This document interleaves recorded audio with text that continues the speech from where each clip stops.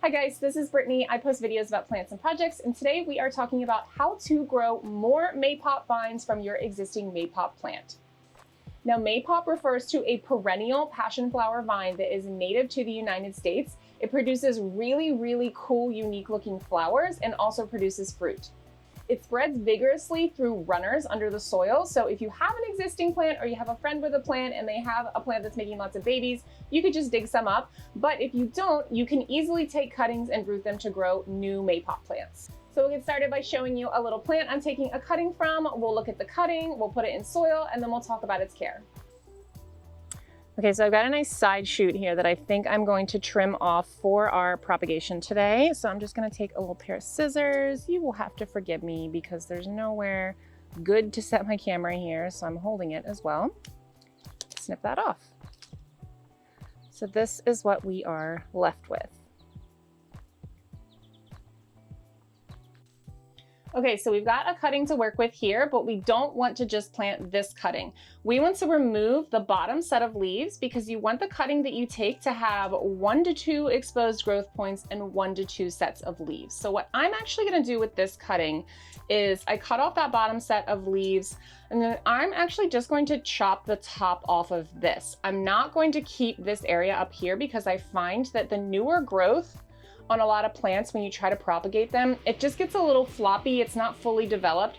And this leaf looks and kind of feels a little bit less firm than the one below it, excuse me. So I'm going to go with 1 set of leaves and 1 growth point for this propagation.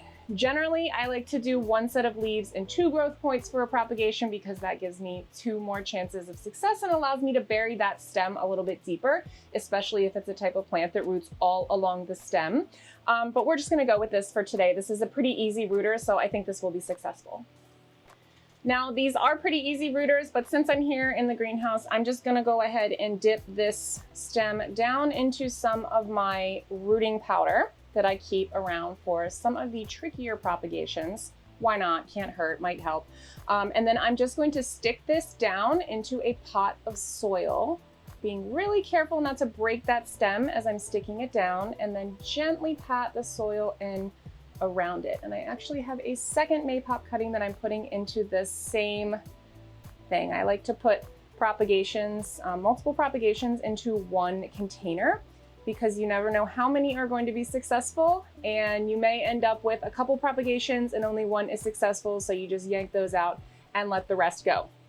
So here we have 2 little Maypop vines planted in here. You want to keep this moist but not wet, because if it's too wet, the cuttings, the stems can rot. So you don't want that, but you do want to keep it moist and don't let it dry out too much. I also recommend putting it in a sunny spot, but if it's super hot where you are, like it is here in Maryland Zone 7A right now in August, I do recommend putting it somewhere that gets a good amount of morning sun and even early afternoon sun, but then maybe shaded in the afternoon.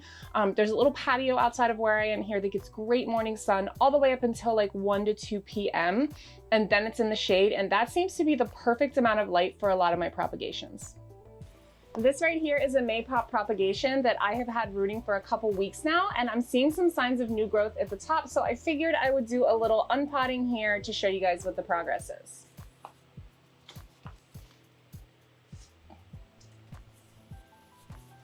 Okay, definitely not as much progress as I thought there would be, but you can see the start of some teeny tiny little roots coming out on this one. So I would say I think that this one is going to be a success.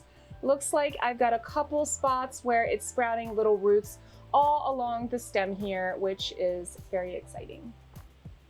So that's about all there is to it. It just takes a little bit of patience. If you don't have enough patience to wait for a plant to make babies, you can propagate it with stem cuttings. Though honestly, this plant reproduces so much that if you can have patience just to dig up a baby, that's probably your best bet because it will reproduce like crazy.